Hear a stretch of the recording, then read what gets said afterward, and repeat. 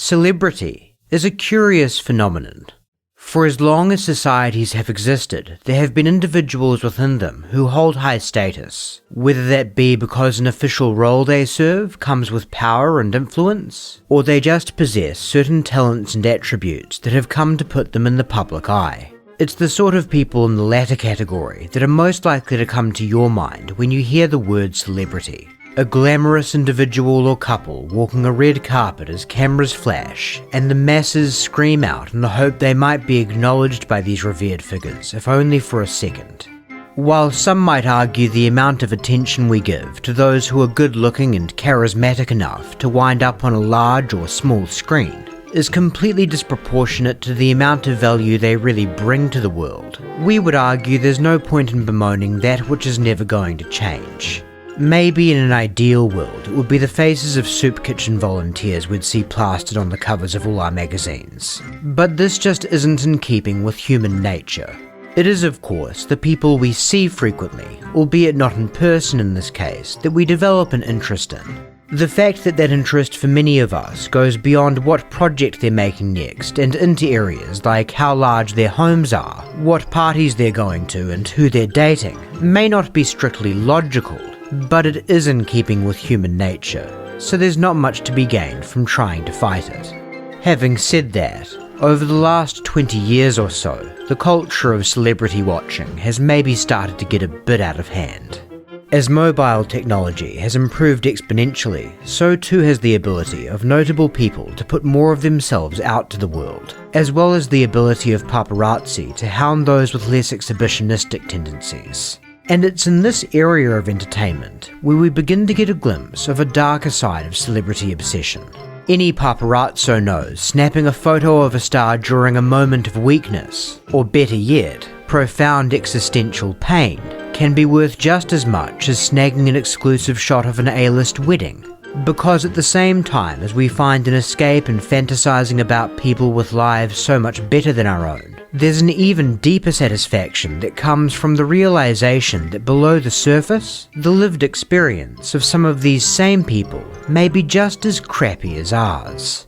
In some ways, maybe even worse. And when it comes to train wrecks and the personal lives of celebrities spiraling out of control, to an extent they become a seemingly endless soap opera for the masses to consume as each episode plays out in the media, there has been no better example in recent years than the short-lived marriage and ever-enduring separation and feud between Johnny Depp and Amber Heard. Though just because the saga has and is now continuing to play out in the media as the warped form of entertainment that has just been described, don't mistake this video's preamble as insinuating the accusations made by Mr. Depp and Miss Heard, or the issues surrounding said accusations, are any laughing matter. And also don't be lulled into some sort of illusion that just because the subject of today's video is a messy celebrity divorce, it will somehow be shallower than some of the more customary criminological subjects explored in other installments from this channel. If only. Truth be told, today's case is one with so many events, claims, witness statements, recordings, and other miscellaneous pieces of evidence, that one of the most challenging parts about making the video has been figuring out where to begin, where to end, and what to include in between. As you likely know, it is a domestic violence case, and in terms of what has played out in court, it is one comprised of 14 incidents. Covering all 14 in enough detail to be fair to both sides would be unrealistic for the format, and covering them all in a manner that is relatively expedient and digestible would result in analysis so superficial it would render itself pointless. So what we have done instead is narrowed it down from 14 to 5 incidents, choosing the ones to keep based on how significant to the case they are overall, the amount of raw evidence and witness accounts there are pertaining to them to limit the amount of he said, she said, and that provide a decent enough spread of information that might cast either side in a negative or positive light, in the hope that doing so will leave you with more or less the same stance you'd have if you went through every piece of information involved with the case cover to cover. Though there are plenty of resources in the description for if you're not so sure of that once all is said and done. Even just the 5 key incidents contain enough details to get very convoluted very quickly, So to try to make things as easy to follow as possible, we're going to run through them twice. The first time we'll tell the story of Depp and Heard's relationship and the 5 chosen incidents leading to its dissolution briefly, and entirely from the perspective of Amber Heard's lengthy witness statement, taking all of her accusations completely at face value. After that, we'll take a look at each incident from more of an investigative perspective, presenting Depp's version of events as well as evidence that both sides have put forward to support their case. And then there will be a final section where we put forward some choice odds and ends in the case. Details that did not fit naturally into our 5 chosen incidents, but that we felt could be seen as egregious to leave on the cutting room floor. As you can probably tell by this point, we have quite a lot to get through, so let's get started.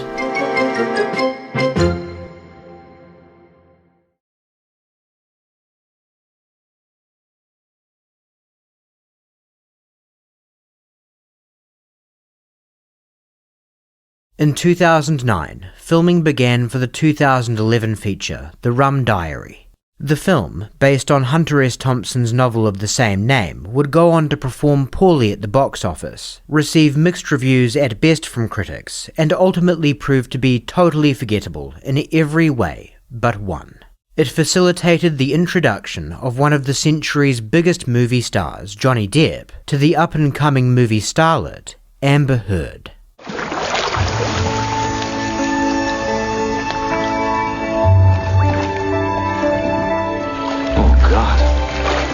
Why did she have to happen? Just when I was doing so good without her. By 2012, Depp and Heard were an item. The 23-year age gap raised some eyebrows, but love knows no boundaries. And even if it did, most 50-year-old men are not quite as appealing to 27-year-old women as Johnny Depp.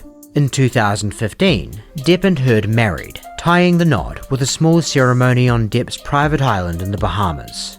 To the outside world, Johnny Depp and Amber Heard's union was as picturesque as one would expect a Hollywood couples to be.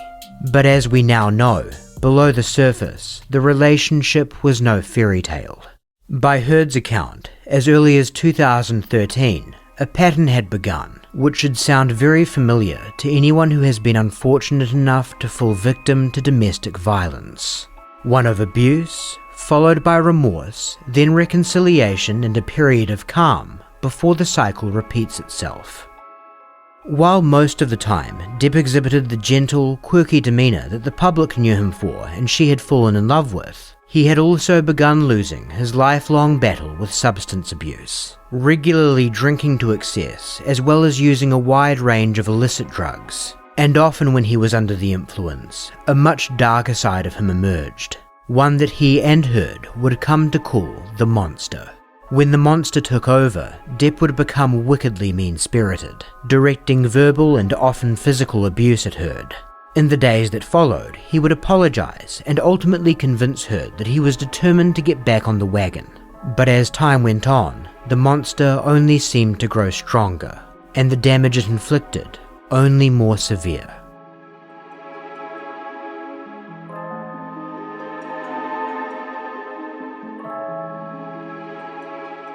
One toxic element that had begun to emerge in the relationship quite early on was an intense jealousy within Johnny Depp. He would develop suspicions that Heard was having an affair with just about any male co-star she was working with, and was remarkably sensitive about the prospect of her being involved in physically intimate scenes for a man who had been a screen actor for 30 years. This jealousy was the primary driver behind the first incident we're covering in detail. On May 24th, Heard told Depp over the phone that she would be filming such a scene with James Franco for a film they were working on called The Adderall Diaries. Depp responded angrily. Later that day, Heard waited for Depp in his private jet that was set to fly from Boston to LA. When he arrived, he was clearly high. During the flight, Depp began to taunt Heard with lewd and humiliating comments, many of them insinuating she was having sex with James Franco. Heard was particularly mortified by Depp's behaviour, as he had multiple of his friends and personnel on the plane, and she was dismayed that he would degrade her so viciously in their company. Depp began challenging Heard to state how much she enjoyed getting off with James Franco on set, and after she refused to answer several times, he slapped her in the face. At a later point on the flight, as Heard got up to walk to another part of the plane while Depp was taunting her, he kicked her in the back, hard enough to make her fall to her hands and knees. Later, he took off one of his boots and threw it at her. At one point, he also threw a fork at her. Eventually, he went to the bathroom and passed out, having been drinking heavily throughout the flight, in addition to being under the influence of whatever drugs he had taken before boarding. This was the most extreme incident up until this point, and Heard had initially been resolute in ending the relationship because of it. But after repeated expressions of remorse, as well as promises that he would undergo detox, Johnny Depp and Amber Heard ultimately wound up back together.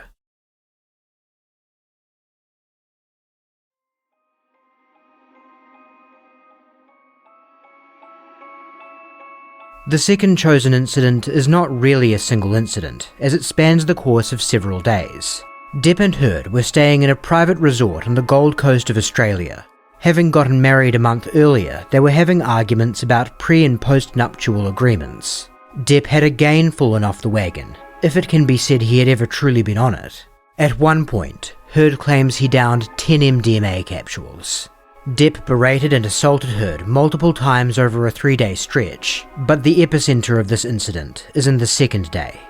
Heard went downstairs to find Depp in the games room, having been up all night on ecstasy. Lines of cocaine were on a nearby countertop, and he was drinking from a bottle of Jack Daniels. Heard said something to the effect that his substance abuse was getting seriously out of hand, and soon Depp was flying into another rage. He grabbed her neck and shoved her against a fridge, telling her he could easily crush her neck. She managed to get away from him and out of the room, but he continued to assault her throughout the day and eventually pushed Heard to her limit. Sometime after the assault in the games room, Depp was still drinking booze from the bottle and began taunting Heard, asking if she wanted to take the bottle from him, which prompted her to snatch it from his hand and smash it on the ground.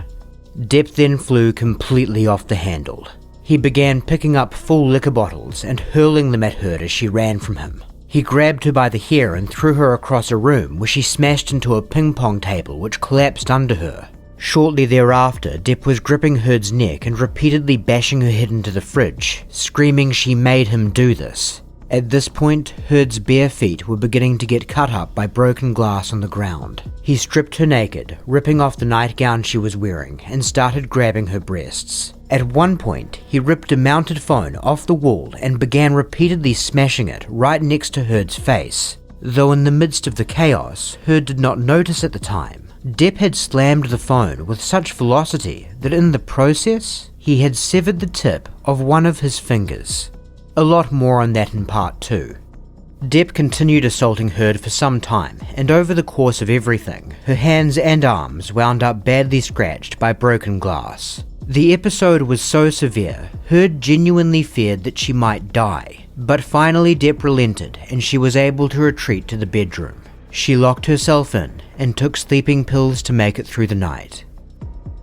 The next day, when she went downstairs, she found that Depp had painted various messages on a lampshade, a sofa, and various mirrors, some of them scrawled in his own blood.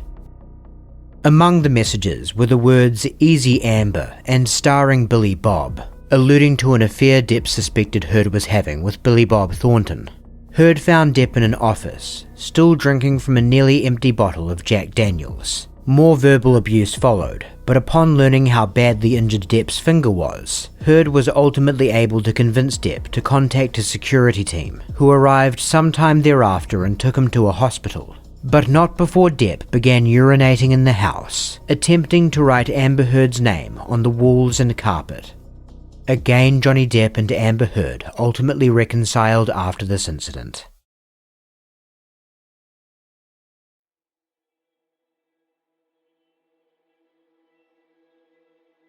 On the night of December 15th, Heard was assaulted by Depp in one of their LA penthouses. During the assault, he dragged her around various rooms by her hair and tore several clumps of it out as she struggled to get free. At one point in this incident, Heard decided to make a gesture of defiance. When Depp knocked her to the floor, she stood back up and looked him straight in the eye. This angered him, and he knocked her down again. This pattern repeated itself several times until Depp took a step back and headbutted Heard in the face, causing her nose to bleed.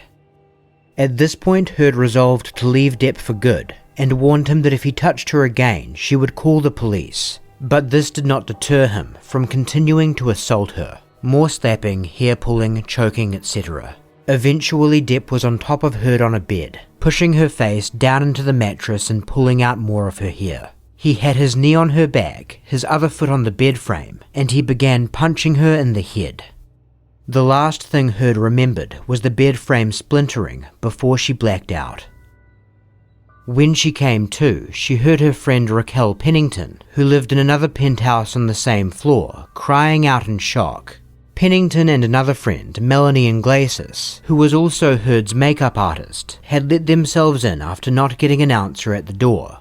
They took pictures of the bed, Heard's facial injuries, and clumps of her hair that were lying on the carpet. Similar to the Australia incident, Depp left behind a note, scrawled on the kitchen counter with a gold Sharpie. It read, "Why be a fraud? All is such bullshit." Again, ultimately, Johnny Depp and Amber Heard remained together.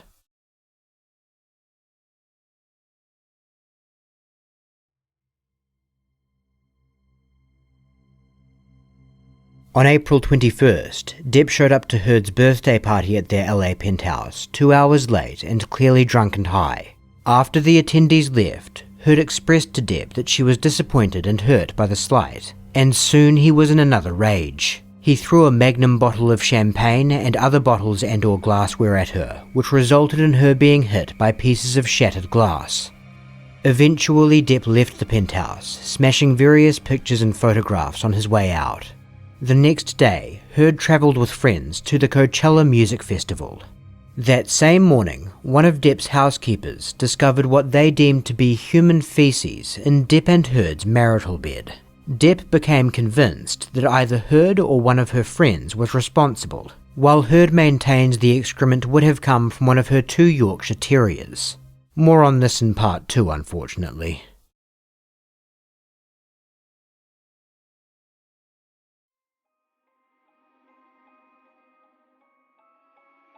On the evening of May 21st, Depp and Heard met in their LA penthouse to discuss their relationship and what promise, if any, it had. Depp was drunk and high again. He was still enraged over the feces incident. Fearing things would soon escalate to violence, Heard texted Raquel Pennington to come over. Depp made an accusation that another of Heard's friends, Io Tillett Wright, was responsible for the feces. Heard then called Wright, put him on speakerphone, and asked him to address the accusation, knowing it to be untrue. Given the inherent absurdity of the situation, Wright began laughing, and this pushed Depp over the edge. He snatched the phone from Heard and began screaming down the line at Wright, before throwing the phone and storming upstairs. Heard retrieved the phone and spoke to Wright, who urged her to leave the building. Before long, Depp had returned. He again snatched the phone from Heard, screamed at Wright one more time, then wound his arm up like a baseball pitcher and threw the phone with full force straight at Heard's face. It hit her right in the cheek and eye. I said, "You hit me." I was crying. I said, "Johnny hit me," because then I start hearing things being smashed, and I said to him, "Honey, you hit me in the eye, my eye." And I start crying, and he grabs my head, takes a fistful of my hair and says, I hit your eye, huh? Let me see your eye. Let me see your eye. What if I pull your hair back? And he yanks my head back, and he's, I don't know, smacking my face or moving my face, or he's like yanking me from side to side with my hair. I don't know if he's trying to grab my face or if he's hitting my face, or I don't know what's happening, but he's yelling at me, he's screaming about let's see how hard I hit you, and I'm screaming at the top of my lungs. Okay. Help, please help. I guess I say call 911. I'm screaming for help, not just in case Io is on the phone, which I don't know because the phone is somewhere after hitting my face. I don't know where it ricocheted and bounced up to. It was around this time that Raquel Pennington arrived on scene. There was a scuffle as Pennington attempted to defend Heard, and then Depp began drinking from a Magnum wine bottle and smashing various objects with it. Depp's security team arrived at this point and were able to convince Depp to leave the premises, though he continued to smash and throw various objects as he left, and spilled wine in the penthouse and outside hallway.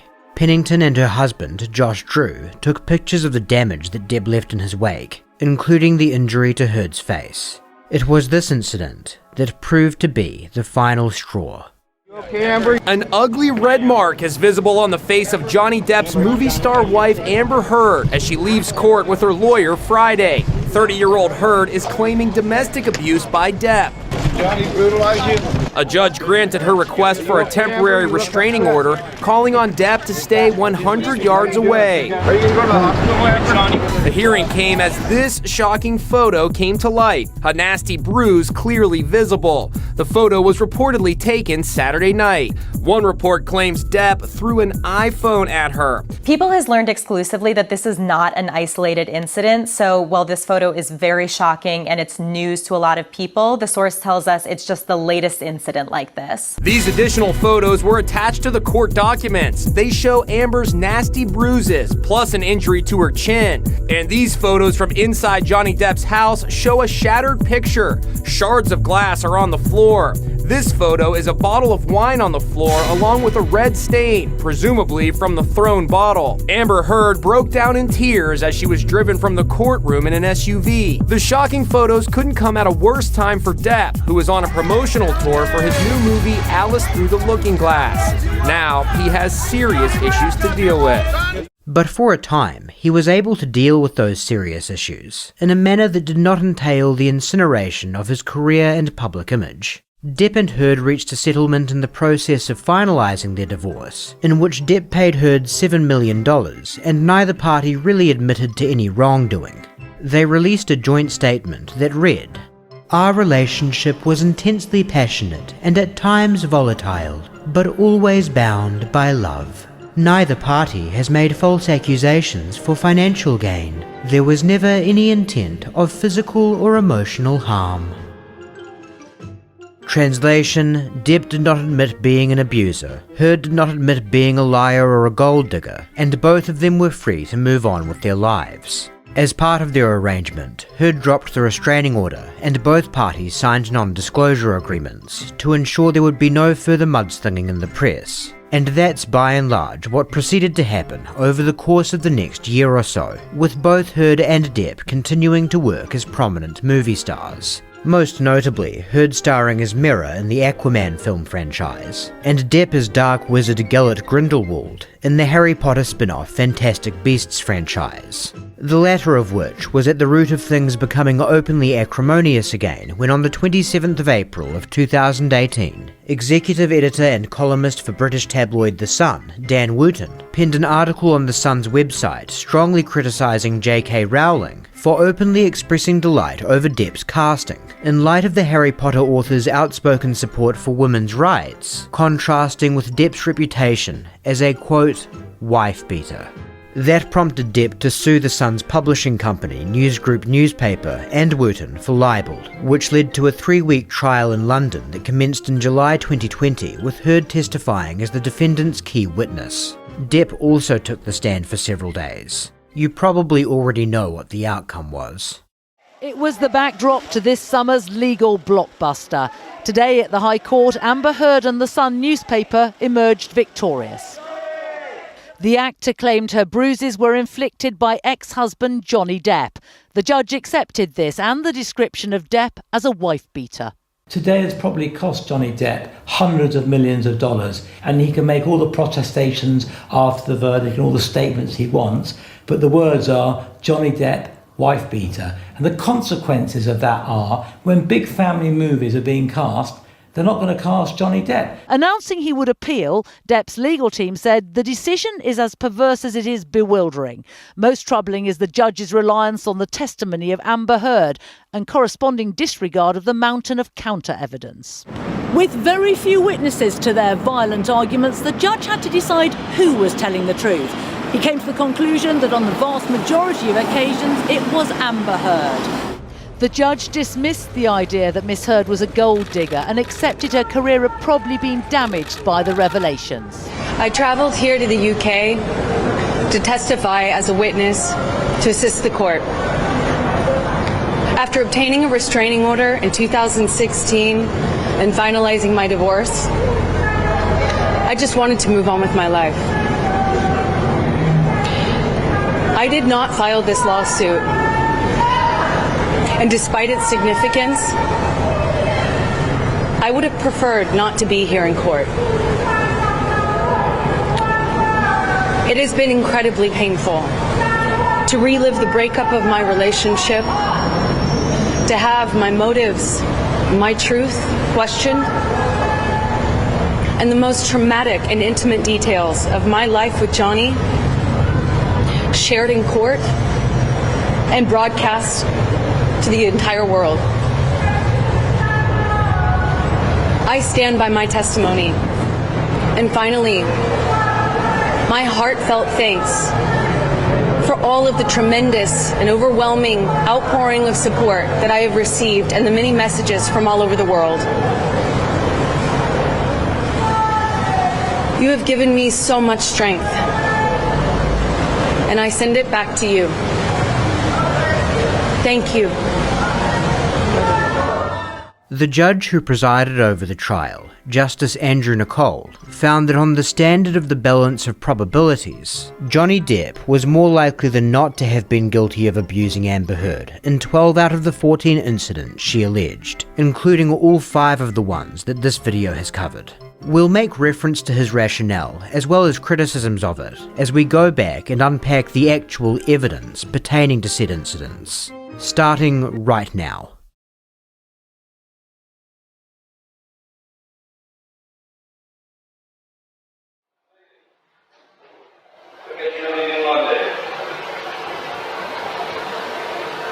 I wish you fucking understood what you are and who you are and how you fucked me over and make me feel sick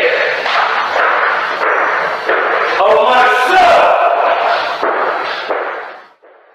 The audio you're listening to right now is a recording from March 8th, 2015, following the incident in Australia wherein the tip of one of Johnny Depp's fingers was severed. It isn't officially confirmed who turned on the recording device that captured the audio, though common sense tells us it was almost certainly Mr. Depp or Miss Heard, even though both parties have denied being responsible. As you may have guessed, the voice you just heard was Depp screaming at Heard, which doesn't do a lot to begin casting him in a more positive light. It's when other voices appear, seemingly unaware they're being recorded, that things start to get interesting, however. There are 2 people audible in the first section we'll play, Dr. David Kipper and Nurse Debbie Lloyd. Kipper is Depp's doctor and has been treating him mainly for addiction issues. He and Nurse Lloyd are on scene in response to the finger situation. It should be noted that the subtitles we're going to put forward are based on the transcriptions of YouTuber Incredibly Average, who is very much in Depp's camp. Some of it we can hear clearly. Other parts are much tougher to make out, and there could certainly be room for confirmation bias, so take it with as much of a grain of salt as you see fit. He's gonna be a super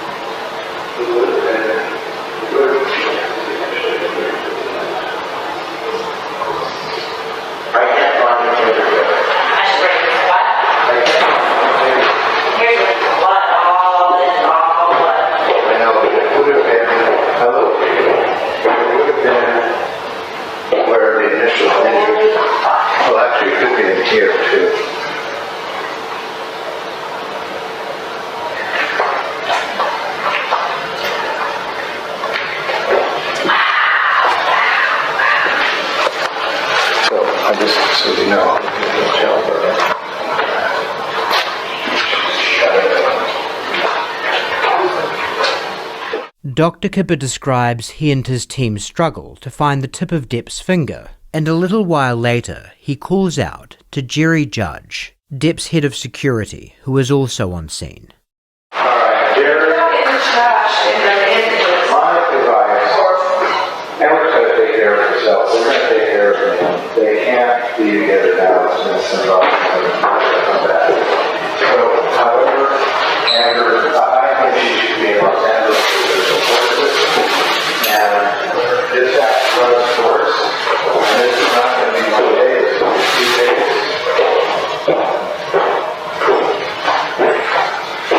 How about I think somebody needs to lie to her. Jerry, She won't touch her.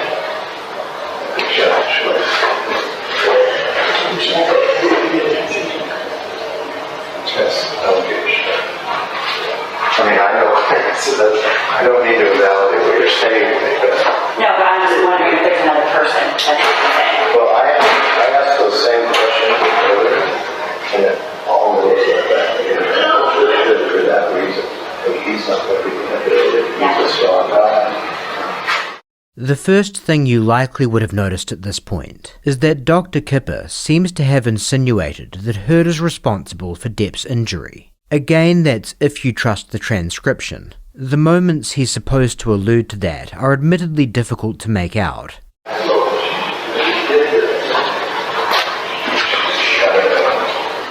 Beyond that though, the general tone in the room seems completely incongruous with Heard's version of events. You'll recall the Australia incident was one of the most severe. If Heard's account is correct, she should currently have fresh glass cuts all over her hands and arms, as well as presumably numerous bruises after assaults that included having her head repeatedly bashed into a fridge and being thrown onto a ping pong table. Nothing in the way Dr. Kipper and Nurse Lloyd are speaking to each other reflect her being in such a state.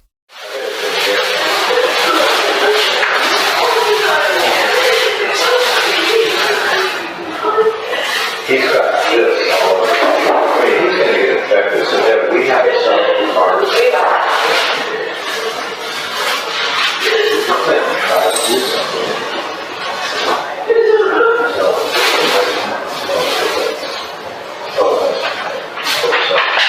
How big of a piece of skin are you looking for? We're looking at this. We're looking at like a third of the head of the finger. And it's that, I mean, he's going to get cellulitis.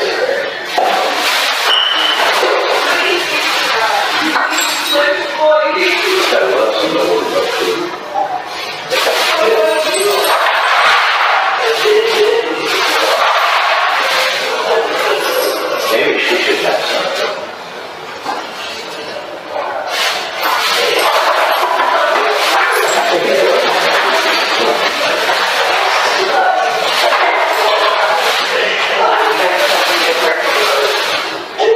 I told Danny to probably use it.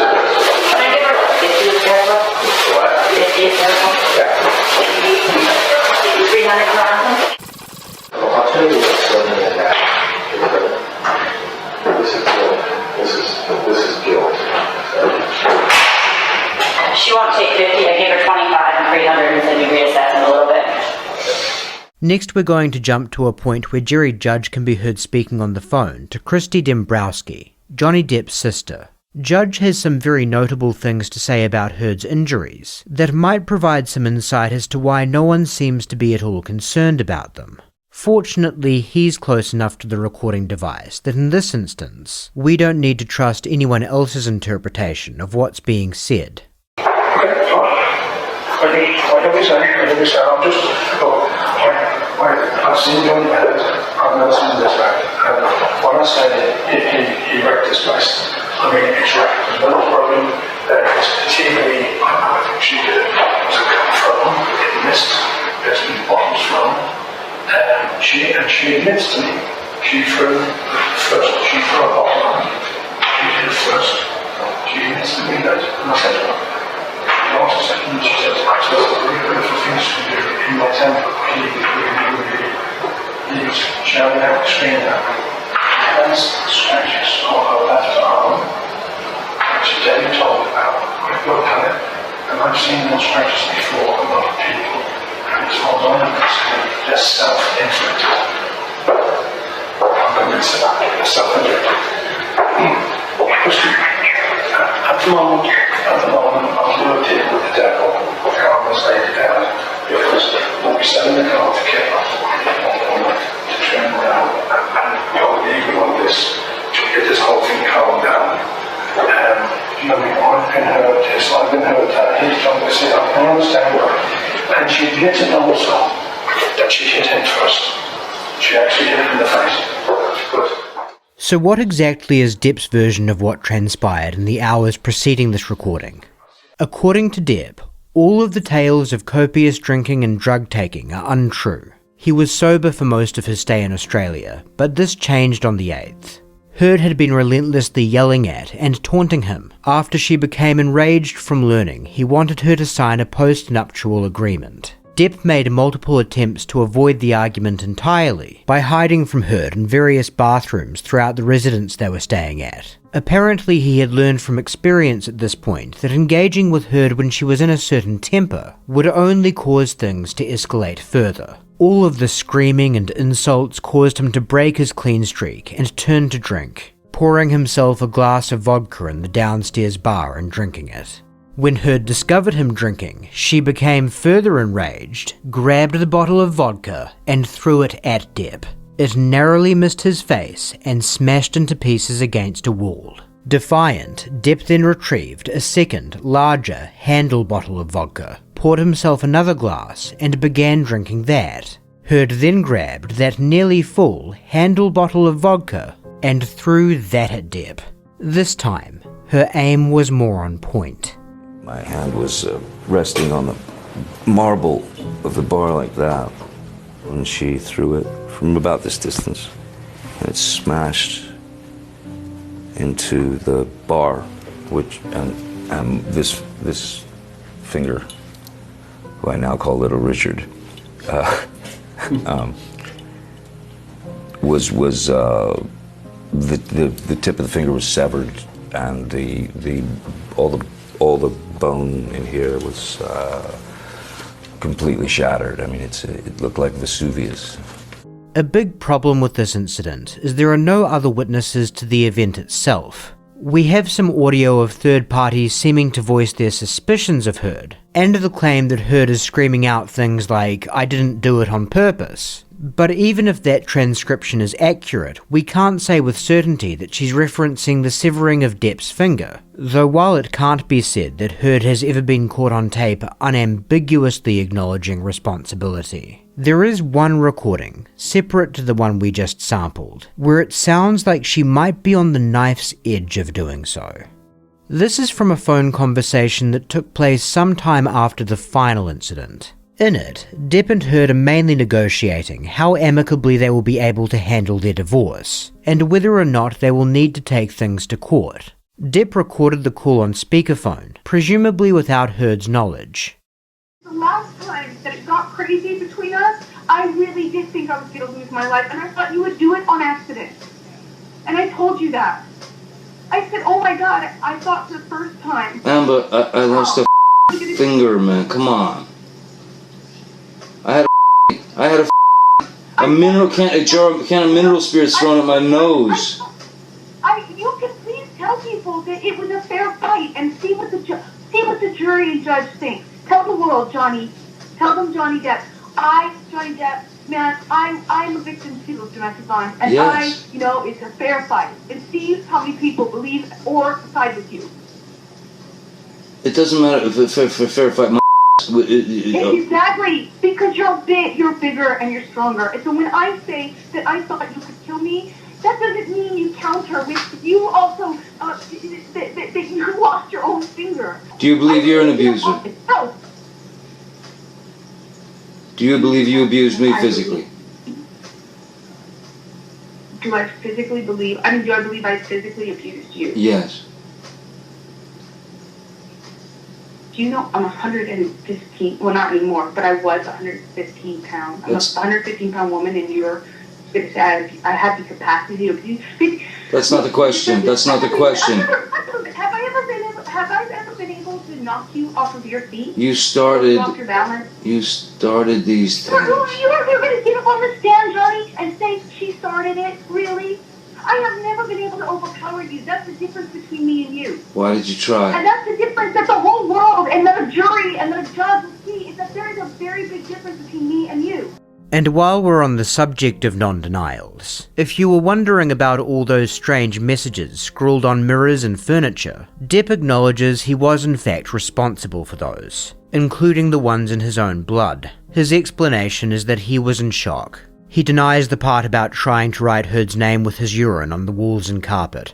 In terms of why Justice Andrew Nicole ultimately found it was Heard's account that was more likely to be truthful, much of it came down to text messages Depp sent to various people in the lead up to the incident. One message in particular, sent on March 6th to his assistant Stephen Duters, showed him seeming to express deep bitterness about his career and legacy. This does not in and of itself speak to his being culpable of beating Heard, of course, but it does speak to him being in a foul mood at the time, independent of any arguments he may have been having about post-nuptial agreements. Nicole also found Depp's overall credibility to be damaged by his claim to have been sober for months leading up to pouring that glass of vodka. He had in fact been messaging his assistant, Nathan Holmes, in the days leading up to the incident, trying to procure, quote, happy pills and whitey stuff, which was taken as meaning MDMA and cocaine. He had also had the Australia house stocked up with alcohol. Depp's explanations were that the happy pills referred to legitimate prescription drugs, and the alcohol he stocked the house with was for Heard and any visitors they might have. Justice Nicole simply didn't buy that.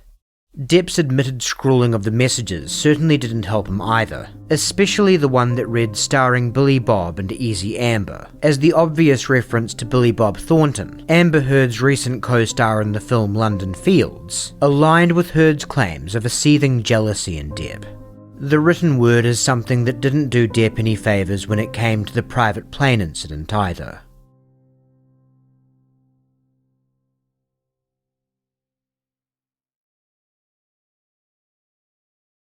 Johnny Depp's version of what happened on the plane flight from Boston to LA is as follows. It was Amber Heard, and Amber Heard alone, who was guilty of abuse on that flight. She had been berating him continuously, and he had been doing his best to not engage in any sort of confrontation. The allegation that he kicked her in the back is a fabrication that he believes she derived from the following episode on the plane. At one point, Heard got up from her seat and Depp reached out his leg, with the intention of playfully tapping her on the behind as a sort of reconciliatory gesture. He doesn't believe he was actually able to make contact due to the positioning of the seat, but nevertheless, Heard noticed what he was doing and did not find it amusing, to put it mildly.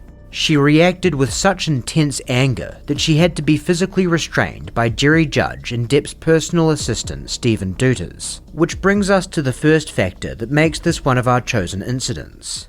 It has witnesses. Jerry Judge unfortunately passed away in 2019, but Stephen Duters was able to write up a sworn witness statement as well as take the stand for Depp. He affirmed Depp's account entirely.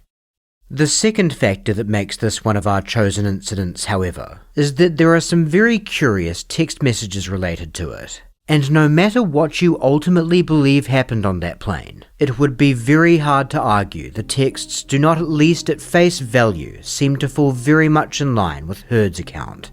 The morning after the incident, Depp sent Heard a text in which he expressed, quote, shame and regret. He does not make any clear allusions to violence. In fact, he states he does not actually know what happened, and speaks of how he fell victim to his illness and needs to get better for both of them. In Depp's witness statement, he claimed to remember the flight vividly, but his text message paints a picture of a man who was heavily under the influence to the point of blackout, just like what Heard described. In fact, contemporaneous messages to Heard from Stephen Duters himself seem more in line with Heard's account than his testimony. The morning after the incident, he sent her a text saying that while Depp could not remember much, after he was taken through what happened, he was very sorry and didn't want to be a fuck-up anymore. A direct quote from Depp according to Duters. Again, we should note, no violence is mentioned, but it certainly doesn't sound like a situation where Depp was the wronged party. Heard responded to Douters saying that she doubted Depp was truly being made aware of the full severity of what he had done. Douters' response here was particularly damning. Quote, "When I told him he kicked you, he cried. It was disgusting, and he knows it." The explanation that was offered for all of this by Johnny Depp and Stephen Douters was that Depp was merely trying to placate Heard and had instructed Douters to do the same. Justice Nicole did not buy this, especially in light of yet more text messages Depp sent to people he had no reason to placate. In a message to actor Paul Bettany sent on the 30th of May, Depp described himself on the flight as being, quote, "an angry aggro Injun in a fucking blackout, screaming obscenities and insulting any fuck who gets near." One text Depp offered to counterweigh all of this was a message he sent to his sister on May 27th, in which he expresses frustration toward Heard and insinuates his only wrongdoing on the plane was breaking his sobriety. Perhaps it's evidence that the other professions of serious wrongdoing were just humouring Heard. But unfortunately for Depp, it can just as plausibly be read as self-pity for being put in the dog box, and doesn't go a long way toward explaining the text he sent to Bettany days later.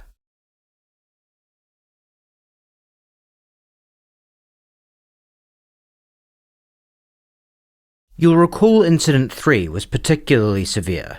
By Heard's account, she had clumps of her hair pulled out, sustained a headbutt to the nose strong enough to make it bleed, was repeatedly slapped, and also punched in the head with enough frequency and force to cause her to black out. This incident took place on the evening of December 15th. Here's something that happened on the evening of December 16th. You know, I'd be doing a jump with a back bend, and you can see this like graceful falling, and my hands are like... And my face, though, is like I've got that... It has been noted by Depp's legal team that during her appearance on The Late Late Show with James Corden, the evening after she claimed she suffered the severe beating, there are absolutely no injuries of any kind visible on her face. No swelling around her nose, darkness or swelling around her eyes, nothing. Her hair also looks about as full as you could ever expect it to be.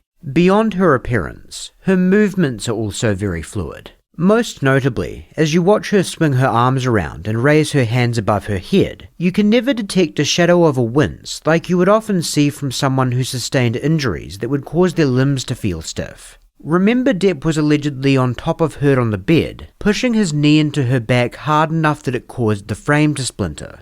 We won't go as far as to say that this categorically debunks Heard's claims. There is no objective measure of precisely how stiff she should look, and Hollywood certainly has a lot of very talented makeup artists, which is in fact Heard's explanation for the discrepancy between her story and appearance on James Corden. But the claim that her injuries are obscured by makeup has problems beyond just looking implausible on the surface.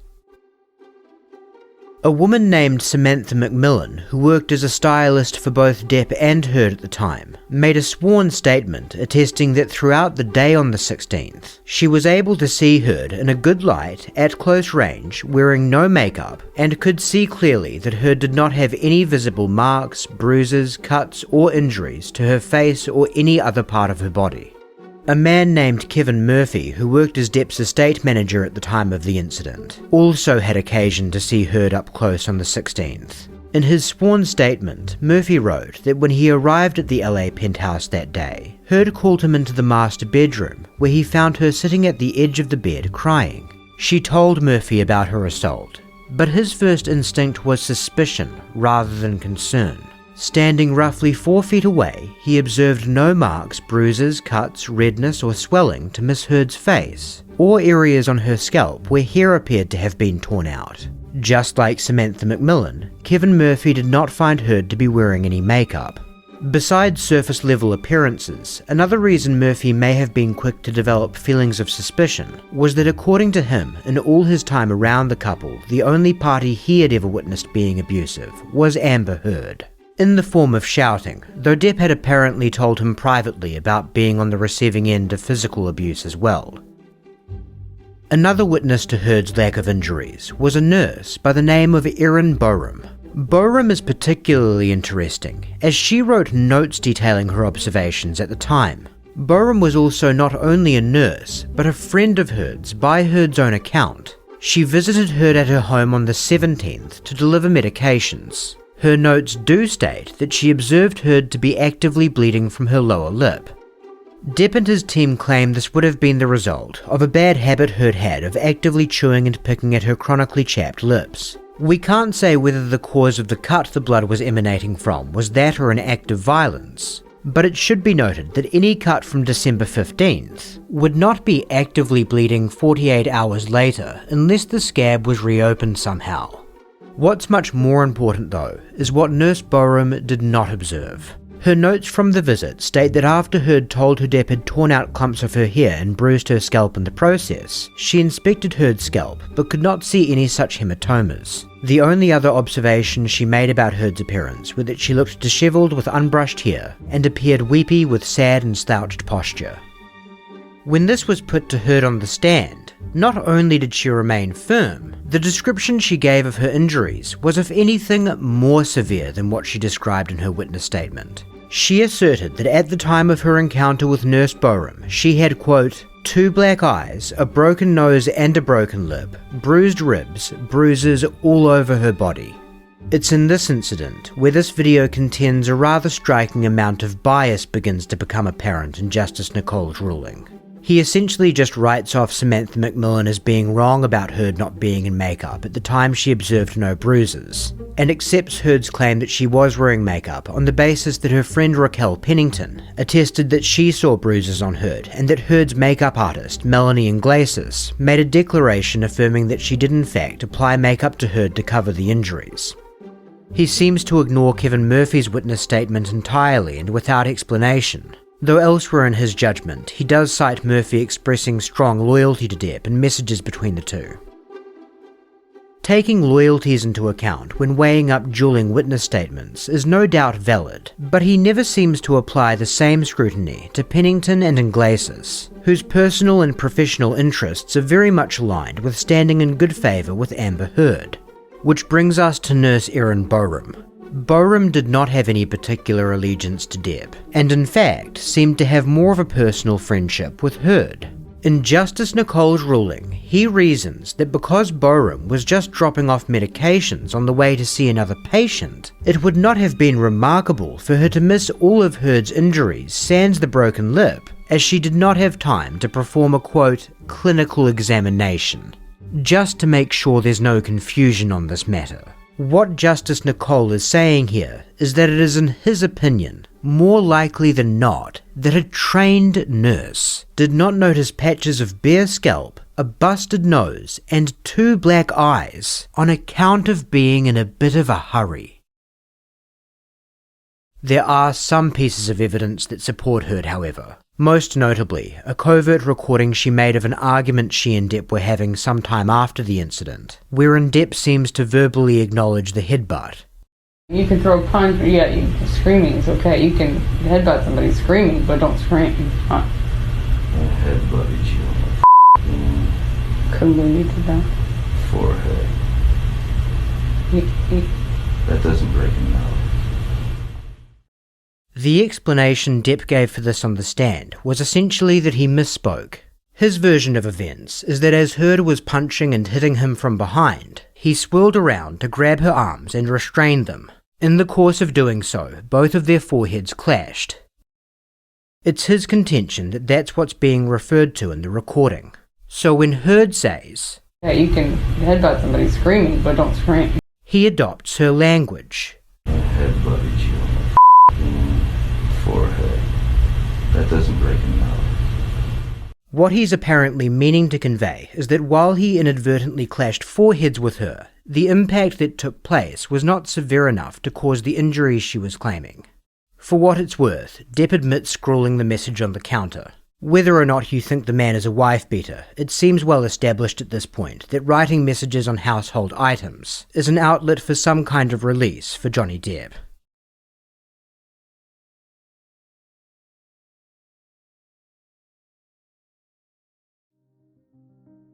We'll make quick work of Incident 4, as the main reason it's a chosen incident is that understanding it is key to being able to follow what's happening in Incident 5. In terms of the violence after Amber Heard's birthday party, it's largely he said she said, with no other witnesses to the allegedly violent episode itself, and some conflicting witness accounts regarding the state of Depp when he arrived at the party. Who you believe in relation to the claims of violence in this incident will likely hedge on who you most believe overall. And so next we have the matter of the poo in the bed. This is important to explain in a little more detail, primarily because again it will help you follow the next incident, and secondarily whether or not you believe Heard was responsible for the feces, either personally or by way of colluding with a third party, may well have some bearing on whether you accept she could be unhinged enough to do other things Depp and his team allege, completely fabricating an abuse story that spans the course of several years, for instance. Heard's contention is that one of her Yorkshire Terriers was responsible for the feces. As was mentioned in part 1, the discovery was made by one of Depp's housekeepers, Hilda Vargas. Vargas wrote a sworn statement attesting that she never believed the feces could have come from the dogs, due to their size compared to the size of the excrement, coupled with the fact that she had cleaned up their mess several times previously and had never observed anything like what she saw in the bed that morning. Shortly after her discovery, Vargas informed estate manager Kevin Murphy of the situation over the phone and sent him pictures of the excrement, which he then passed on to one of Johnny Depp's security guards, Sean Bett, who in turn passed them on to Johnny Depp. According to Kevin Murphy's sworn witness statement and testimony, a few weeks later, on May 12, he spoke to Heard over the phone, and she was very angry that he had sent the pictures to Depp, as the episode was further exacerbating their marital problems. According to Murphy, Heard tacitly admitted responsibility in this call, referring to it as, quote, just a harmless prank. Heard, as you would imagine, completely denies ever making such a remark. In his ruling, Justice Nicole found the poo was more likely than not the doing of one of the Yorkshire Terriers, as Heard contended. Some of his reasoning was, in this video's opinion, odd. He found the notion of Heard leaving the feces as a means of revenge inherently unlikely, as Depp had left the penthouse the night prior to its discovery for another property he owned in Switzerland, meaning he may not have even found an opportunity to discover it before his cleaning staff. This makes some sense. Nicole then goes further, stating, quote, as long as he was away, it was Heard who was likely to suffer from the feces on the bed, not him. This makes very little sense, as Heard and her friends were bound for the Coachella Music Festival, and we don't have any reason to believe she would be anticipating a return to the penthouse before Depp. He makes no reference whatsoever to Murphy's account of the harmless prank remark when explaining his finding, presumably again deeming Murphy to be unreliable due to his expressed loyalty to Depp.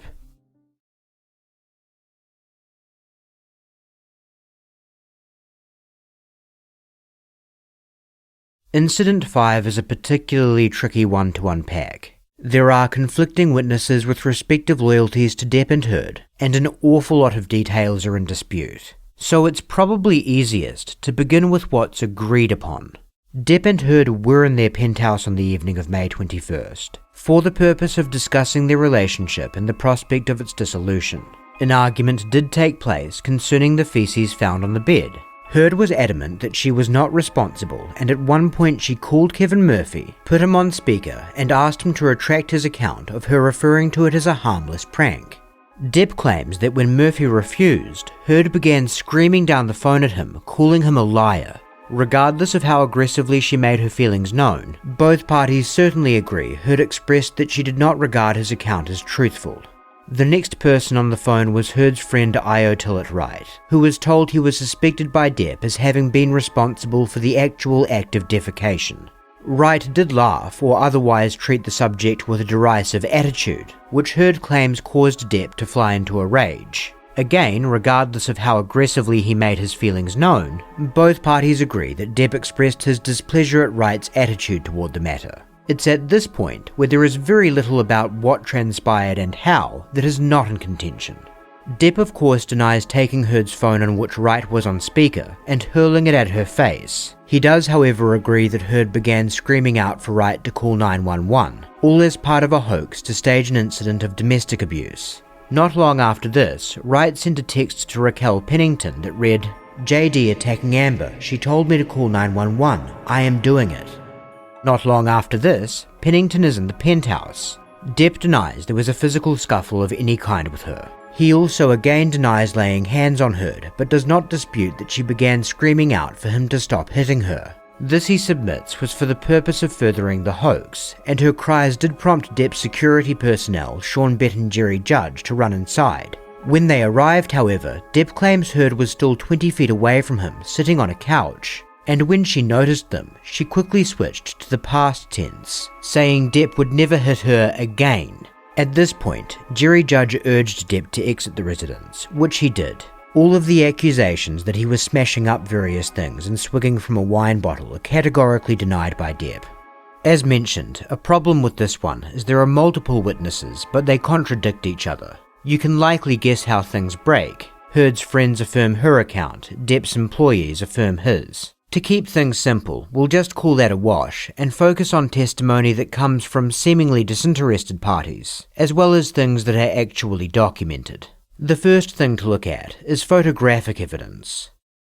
These are two images taken by Raquel Pennington on the night of the incident. They demonstrate how variance in lighting can make a rather noticeable difference with appearances, as the images are taken moments apart, yet the alleged injury looks somewhat larger and more defined on the left. Depp and his team don't contend the injury is photoshopped, but rather that it is faked with something like makeup. One thing we'll note is that if it is faked, whoever applied it was quite clever, because they mimicked the sort of markings you might see from a blunt object striking the area around the eye very accurately. You can see some redness, with a linear edge, around Heard's right temple and under the eye, in keeping with the side of a linear object coming into contact with this area. If Heard's temple was the point of impact, you might expect blood to accumulate under the skin around the eye, resulting in a red colour like we see here. The only part of the markings that look potentially atypical is the redness on Heard's eyelid.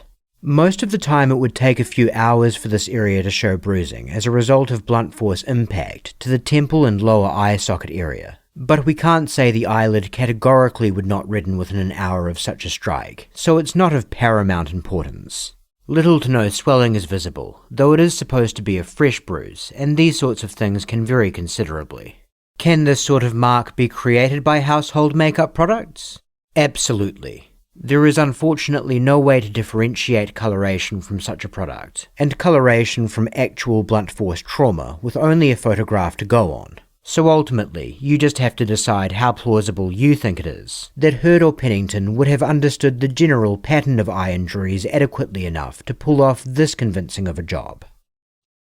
The next thing to do is to compare the images presented by Heard to what witnesses other than her friends, or anyone with a clear loyalty to Depp, attest to seeing that night. The most notable of such witnesses are police who showed up on the scene after Depp's departure. Officers Melissa Sains and Tyler Haddon responded to Tillit Wright's call, and were in the building at a time which would have been very close to when Heard was allegedly struck in the eye with the phone. Both officers were trained in handling and investigating domestic violence calls. They both got a close look at Heard, and both testified to detecting no injuries or swelling of any kind on Heard's face. Nor did they detect any signs of vandalism in Depp's penthouse or the building as a whole, such as wine stains in the hallway, as seen in photos taken by Raquel Pennington. They did not investigate further after Heard told them she did not want to make a complaint against Depp, which it should be noted is not uncommon for domestic violence victims. In his ruling, Justice Nicole found that the officers' accounts were flawed due to factors such as that they had not taken contemporaneous notes on the call, and in their subsequent depositions about 2 months later, demonstrated notably imprecise memories. Specifically, Officer Sains estimated they were in the building for 30 to 60 minutes, whereas CTV footage showed the duration of their visit to be closer to a mere 15 minutes. He also noted that while Officer Sains did not detect anything she deemed to be an injury, she did observe reddening in Heard's cheek, which she attributed to crying. Maybe she was right, but the fact that she observed something on Miss Heard's face that corresponds with what we see in the photos taken by Raquel Pennington cast some ambiguity on the matter, Nicole found. There's another piece of evidence from the night of Incident 5 that unfortunately did not come out until 2021. Well after the conclusion of the London trial. Body cam footage from 2 other officers that arrived on scene at 10:28 PM that same evening. An hour and 8 minutes after the first two officers left, Heard and her friends had not been expecting them. The reason for their visit is that two separate 911 calls, one from Io Tillett Wright and one from an anonymous woman in the building who may or may not have been Raquel Pennington, prompted two separate call-outs. The fact that these officers wore body cams gives us the invaluable opportunity to see some of what they saw rather than just rely on statements. Unfortunately, the footage won't shed further light on Heard's injuries, but it is very illuminating when it comes to the claims of property damage. The body cam is angling downward, which would normally be very irritating, but for the time the officers are walking the hallway, we really couldn't have asked for anything more. Heard and her friends testified to Depp spilling red wine in the hallway and offered photographs documenting the stains he left behind. As the officers walk from the elevator to the penthouse where most of the damage is alleged to have occurred, there is barely an inch of the carpet that the body cam fails to capture in good light. Not a trace of a wine stain is to be seen.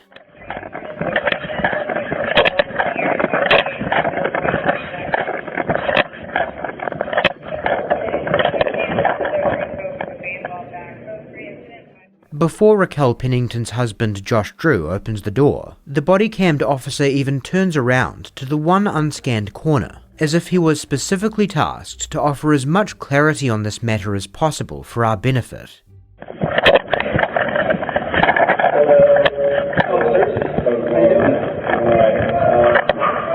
You guys let somebody come out here earlier? Yes, we did.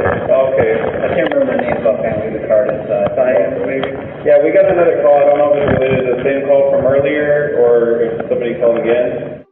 I'll go get the business card from the cops. Yeah, I don't know. Just because we got another call and we came again, we still got to make sure. Give me 1 second. Back up. Please, back up. We'll just come in and just check. We need to make sure. It's upon the officers entering the penthouse that we begin to wish the body cam was facing a bit straighter, but it certainly doesn't give us nothing. Now, before we begin pointing out the state of various corners of the penthouse, just so you don't mistake us for being disingenuous, no one has alleged that Johnny Depp smashed everything in sight into pieces. There isn't one identifiable object we can point to and say, aha, they said this specific thing was broken. But Heard and Co. did allege a serious bust-up, with Depp throwing multiple items around and violently smashing all kinds of objects off tabletops. So the question is just how congruent the state of the penthouse seems with their story in the main. There's no sign of anything smashed on the floor, though granted it's possible they would have attended to something that required urgent attention, like broken glass by this point. Here you get a pretty clear view of the top of a kitchen island. No signs of disarray. A large vase filled with flowers is completely intact. Raquel Pennington did specifically name flowers as an item that Depp knocked off a kitchen island. This table to the side is tidy and adorned with multiple ornaments and other miscellaneous objects that appear to be in their proper place. It was specifically alleged by Heard that Depp threw candelabras. Here is one undisturbed pair.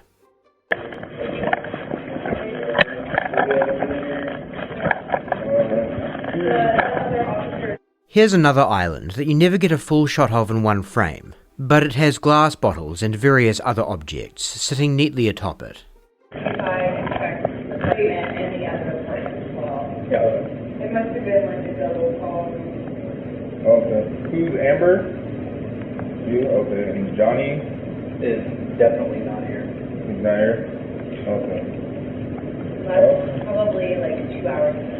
Okay. Yeah. Alright. Unfortunately, the officers won't go any deeper into the apartment from here, but we challenge you to spot any area that is visible and could be called anything less than tidy. Both officers have stated they noted no damage of any kind anywhere in the penthouse or building. We won't say it would have been impossible for the group to do a thorough cleanup of the damage described before the body cam footage was recorded. But to do that in just a little over an hour would have required them to focus just about all of their attention on the task almost straight away. For what it's worth, in Heard's witness statement, she claims that they had, quote, cleaned up by the time the second officers arrived. Josh Drew states that they cleaned up broken glass on the kitchen floor so the dogs wouldn't get hurt, but left other things like books that were strewn about as they were. Pennington's statement mentions nothing about any cleanup.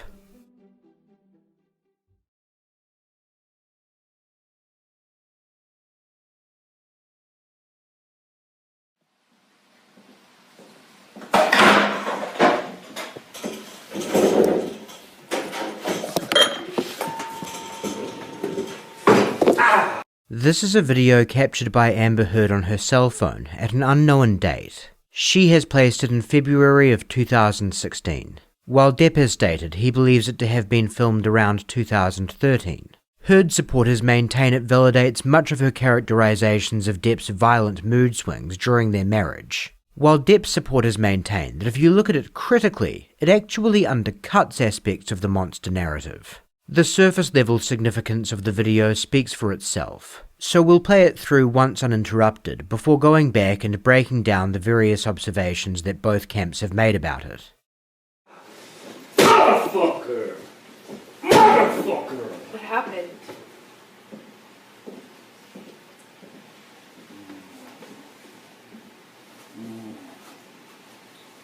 What happened?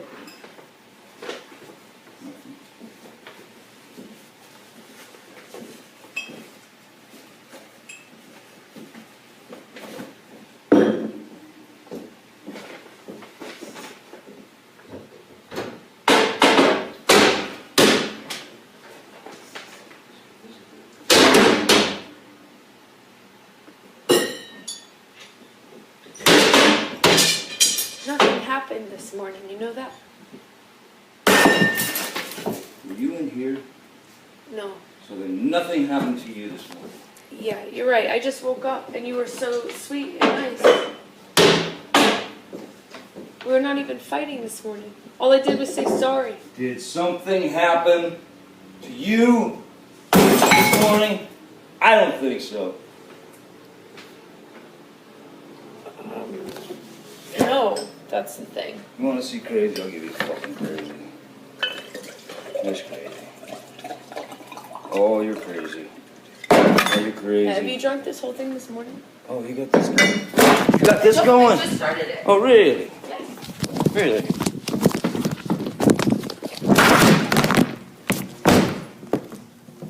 Sneak that shit on me, No, motherfucker. I didn't. You were smashing shit. Oh, bye.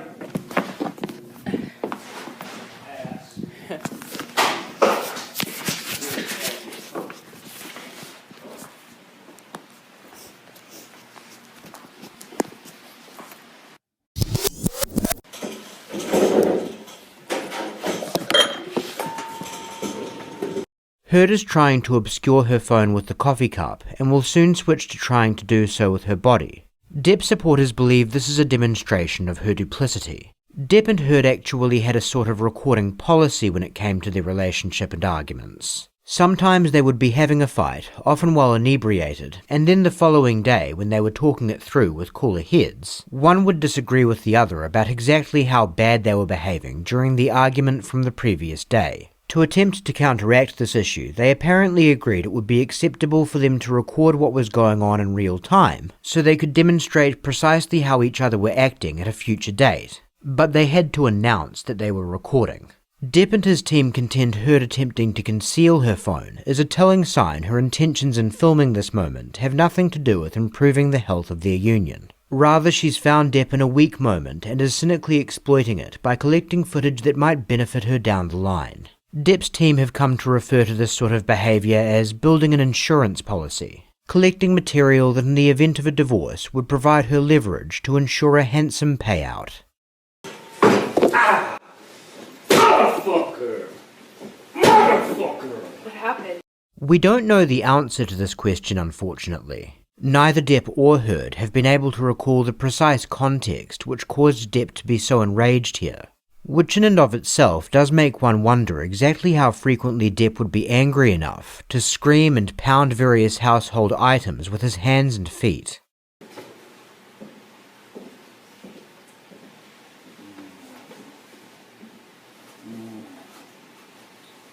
What happened?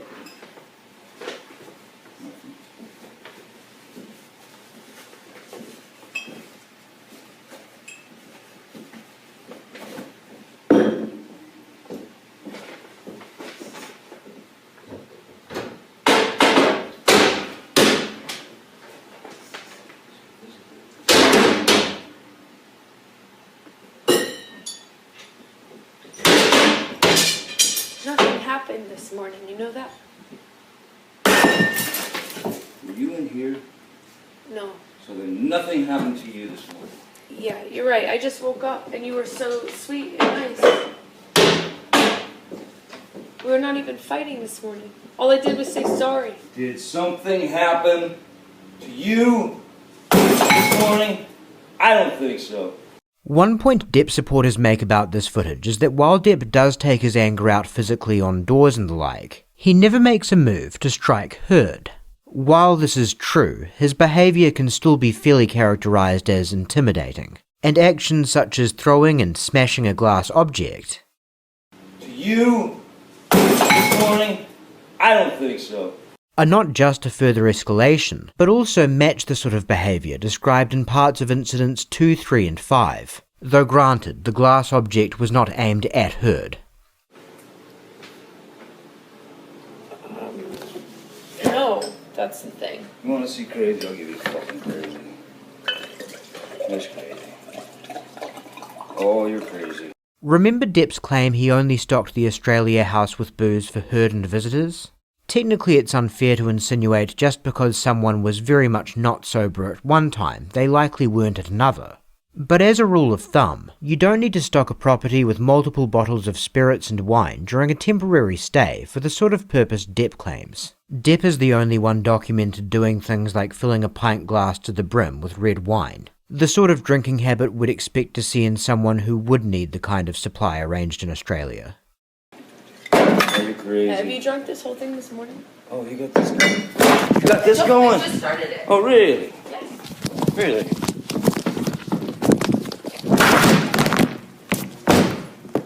From the sound and look of things, we just witnessed Depp throw a phone with considerable force. Again, not at Heard, but it's still not a great look. Sneak that shit on me, No, motherfucker. I didn't. You were smashing shit. Bye.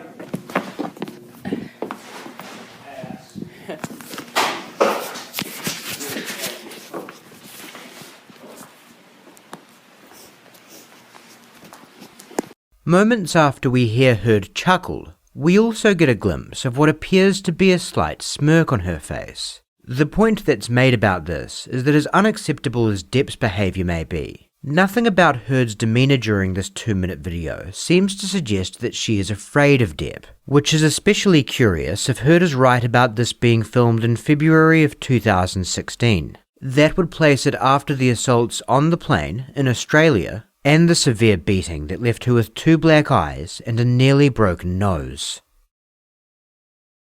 Staying on the subject of recordings that paint Johnny Depp as being less than a picture of stable mental health, another of Heard's recordings that was put forward over the course of the trial was what we'll call the Cut Me tape. Not much is known about the surrounding context of this, other than it's apparently from July 2016. Depp and Heard are in a hotel room, and Depp is holding a knife. Cut me wherever you want. Cut me. This is really pretty. Thanks. You want to cut me somewhere? Do I want to cut you? Yeah. You want an arm? You want a chest? What do you want? What do you want the scar? What do you want? Cut me. Just don't cut your skin. Please do not cut your skin. Please don't. Cut me. Why would I do that? It's easy. Don't. Please do not do that. Please do not do that. Cut me. Please don't. Please don't cut yourself. You don't need to cut yourself. I need to do what I want. I know it hurts. I feel the same. Cut me. I want your mark. You have it. No, you don't. You have it. They're gone. No, thank you. No, thank you. There's sperm on the pillows. Cut me. If you don't, I will. Elliot Spitzer won't answer this because he's conservative. Don't. Cut. Don't. Please don't. Don't cut yourself. Please don't cut yourself. Cut. Please don't cut yourself. Please, I know it You hurts. do that. I would never cut you. Cut me. I would never do that to you. Please Cut me. don't. Come on. Yeah, you hate me. Come on. Cut me. To me first. Not a problem. What do you want? Not on my arms. Not on your arms.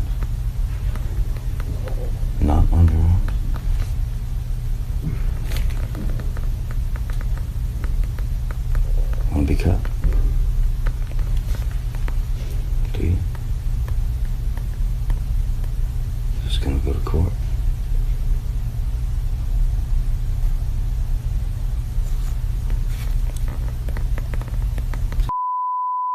The knife is really dull. I have to use a sharp part.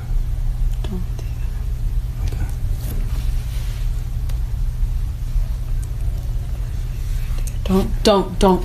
Don't you tell me. Please don't do that. Put the knife down.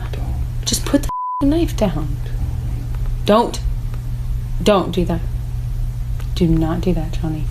Please, you're gonna look at you. You're gonna hurt yourself. Please I want to stop. look at you. I know you're in pain, but stop. Please There's a don't. way for the pain to go away. Well, it's not that. It doesn't make you. If the July 2016 date is correct, it's worth noting this puts the recording in between the restraining order and the settlement. So why the two are in a hotel room together is anyone's guess. Because of the lack of surrounding context, there's not a lot we can read into the clip beyond what's apparent on a surface level. That is, Depp is clearly unwell and open to having injury inflicted upon him, as well as inflicting injury on Heard, albeit only with her permission it seems. In honesty, the main reason the Cut Me tape is even being included is so this video can't be accused of whitewashing Depp's mental state. We mentioned that Depp and Heard had a recording policy. This included what we would call DIY marriage counselling sessions. The full 2-hour audio of one of these, apparently recorded sometime in 2015, has become publicly available and includes a variety of intriguing moments. One thing that's particularly interesting is comments the couple make that relate to the dynamics of violence in their relationship. Clips from this recording made quite a splash when they came out, and Heard and her supporters objected that they were edited to make her look bad. In light of that, we should disclose that the following audio we're presenting is of course just one segment, and it has been trimmed down, but the edits are purely for presentational purposes and do not change the meaning of what can be heard on the full 2-hour tape, which is linked in the description. Every fucking fight, there's a new thing that you've convinced yourself is a lie. I said to you, Amber, tell Travis what you just did. Did you just fucking, did you punch me in the fucking jaw? Did you fucking kick? Did you? Did you? And you wouldn't say fucking resound. I didn't punch you, by the way. I'm sorry that I didn't hit you across the face in a proper slap, but I was hitting you. It was not punching you. Babe, you're not punched. Don't tell me what it feels like to be punched. You know, even a lot of fights been around a long time. I know. Yeah. No, when you fucking have a closed fist. You get punched. You got hit. I'm sorry I hit you like this, but I did not punch you. I did not fucking deck you. I fucking was hitting you. You can't I don't know deck what the motion of my actual hand was, but you're fine. I did not hurt you. I did not punch you. I was hitting you. You're a fucking baby. Because you start You physical are fights? such a baby. Because Grow you, the fuck up, because you start Johnny. physical fights? I did start a physical fight. Yeah, you did, so I had to get the Because- fuck out of there. Yes, you did. So you did the right thing, the big thing. You know what? You're admirable. So, now that we've been through 5 incidents, various witness accounts, text messages, audio and video records, what are we to make of this turbulent relationship as a whole? Beyond that it was clearly an abject train wreck, we don't really have a concise answer to that question, especially in light of the fact that this story is punishingly not over yet. At the time of this video's release, Depp and Heard are again in court, this time in Fairfax, Virginia, with Depp suing Heard directly for defamation over an op-ed she wrote for the Washington Post that heavily insinuated he abused her over the course of their marriage. Who's to say what will come out during those proceedings? Maybe details tantalizing enough to result in Johnny and Amber Part 2 popping up in your subscription feed later down the line. Probably not though, because frankly at this point we've had a guts full of both of them.